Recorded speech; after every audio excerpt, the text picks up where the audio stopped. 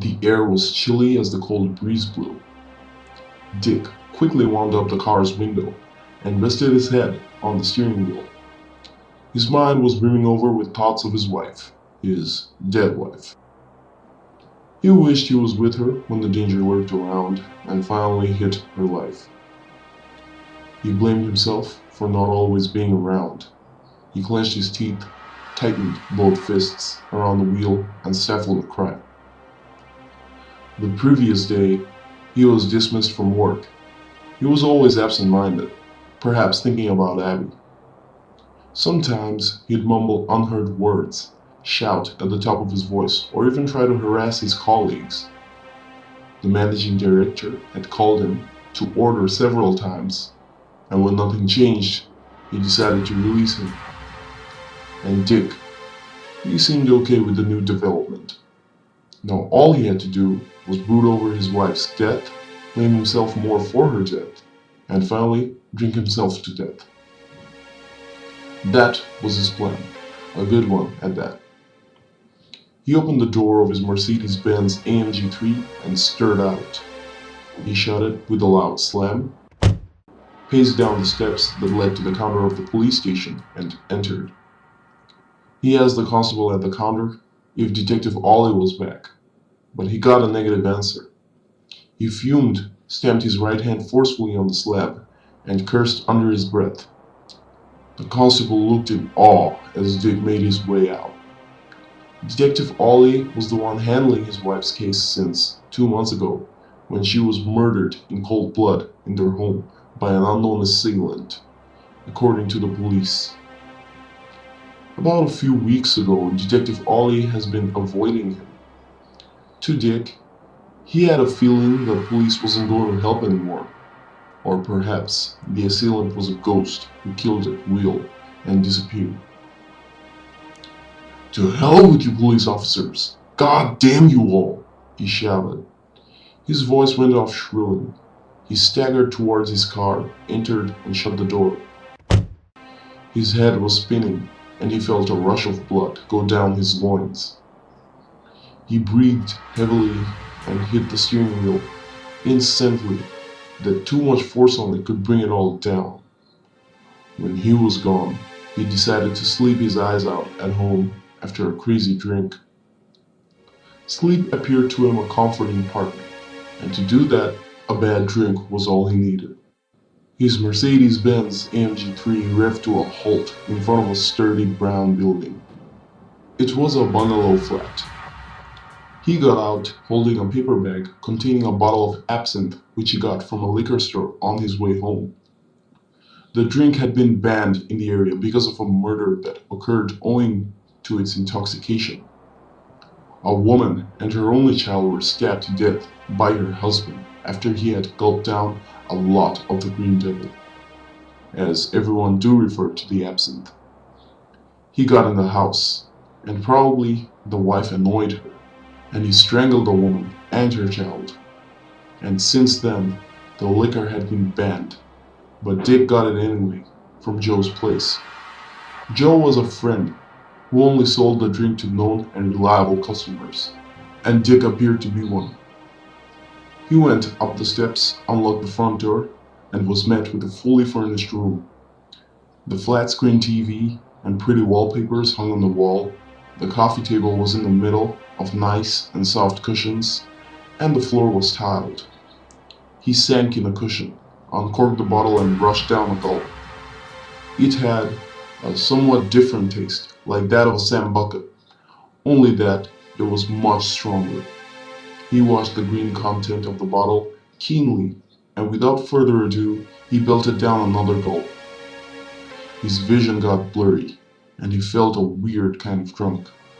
He had more than his usual potion, and he knew he shouldn't have. But he seemed not to give a damn. After all, he wanted to have a nice and sound sleep. He made to get up, and the bottle slipped out of his hand, crashing on the tiled floor in a whooping sound. The remaining content went sprawling on the floor. He laughed loudly and sighed.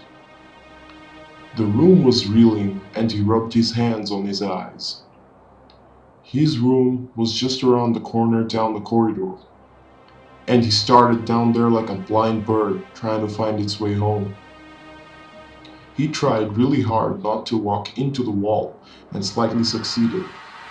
He got in the room and staggered towards his bed. What? Uh, Abby? He muttered.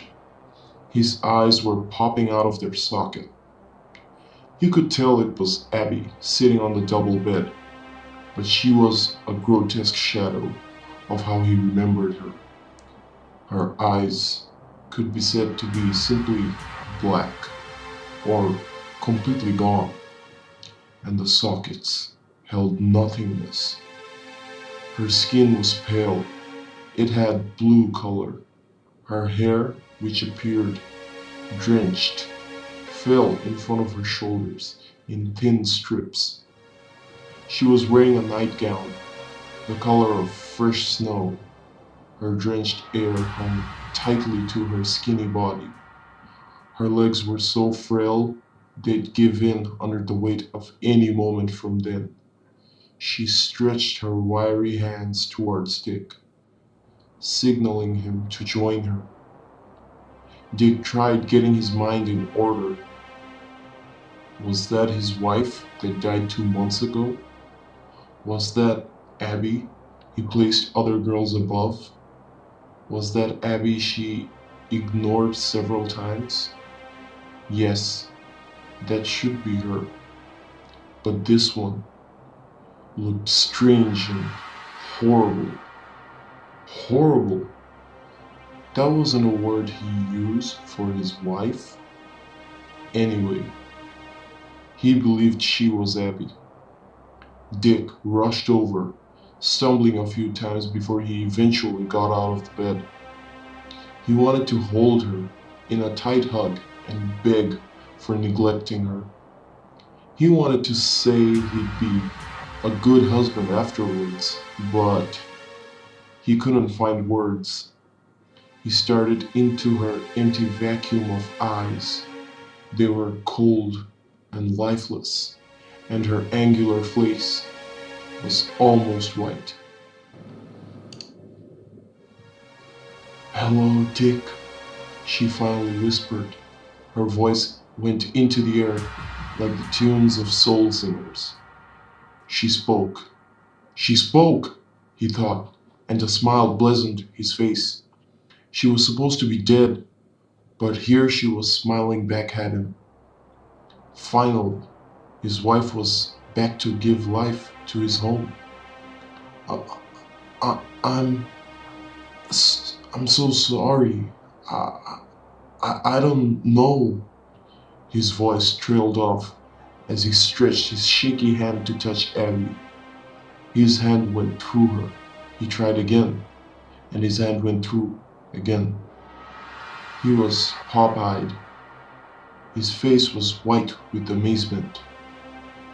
The next moment, Abby was standing by the bedside table. Dick wanted to cry out, but he couldn't. Why would she want to punish him by striding away? Abby, please, don't leave me. I still love you, he pleaded, trying to get off bed. You let me die. You let the guy kill me. If you hadn't been away all the time, I'd still be alive. I was an idiot then. He managed to say as tears glistened his face. Had you been there, you'd have stopped the guy from forcing himself on me. You'd have stopped him from driving his knife in me.